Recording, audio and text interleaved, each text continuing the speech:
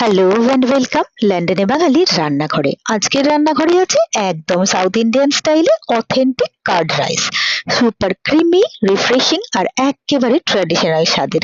গরমের দিনে খাওয়ার জন্য পারফেক্ট এই সহজ রেসিপিটা কিন্তু একেবারে মিস তো করবেন এর না। জন্য প্রথমেই আমি নিয়ে নিয়েছি একটা বাটিতে খানিকটা ভাত।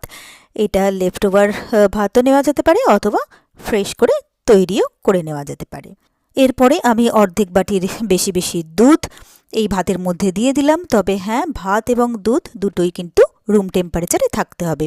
এরপরে এই দুধের সাথে ভাতটাকে হাত দিয়ে খুব ভালো করে মেখে নিতে হবে। দইটাও নিতে হবে রুম টেম্পারেচারে। এরপরে আমি নিয়ে নিয়েছি টক দই।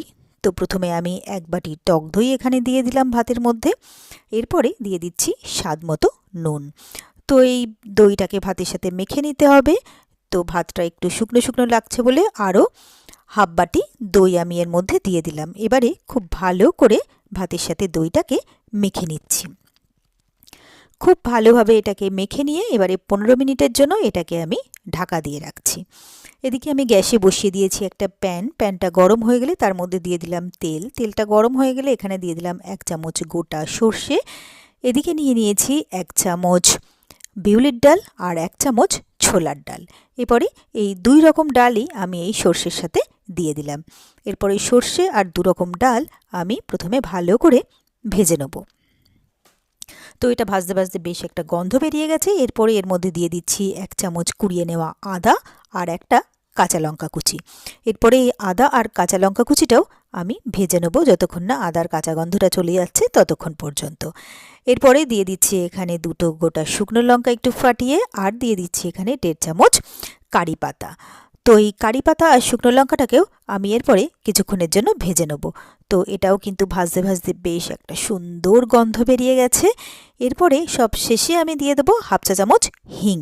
তো হিংটাকে দিয়েও আমি একটুক্ষণ এটাকে ভেজে নেব। তো এটাকে ভালো করে ভেজে নিয়ে গ্যাসটাকে আমি অফ করে দেবো। এরপরে এটাকে একটু ঠান্ডা হতে আমি সময় দেব।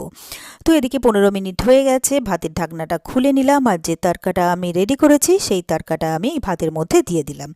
এরপরে এই খুব ভালো করে এই ভাতটাকে আমি এই তরকার সাথে মেখে নিচ্ছি।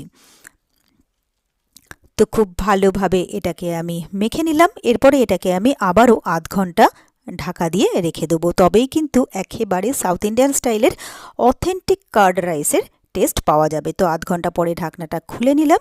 এরপরে এটাকে গার্নিশ করে আমি সার্ভ করে দিলাম। তাহলে এই ভীষণ সহজ আর টেস্টি রেসিপিটা কিন্তু আপনারাও বাড়িতে ঝটপট বানিয়ে ফেলতে পারেন। আর আমি গ্যারান্টি দিয়ে বলতে পারি এটা ছোট থেকে বড় সবাই কিন্তু ভীষণ পছন্দ করবে। আর আমার রেসিপিগুলো কেমন লাগছে অবশ্যই কিন্তু কমেন্টস করে জানাবেন। ভিডিওগুলোতে লাইক করে প্লিজ আমার সাথে থাকবেন, পাশে থাকবেন। আর আমার চ্যানেলটা যদি আপনারা নতুন চেক করতে থাকেন তাহলে প্লিজ চ্যানেলটাকে সাবস্ক্রাইব করে পাশে থাকা বেল আইকনটা প্রেস করে দেবেন।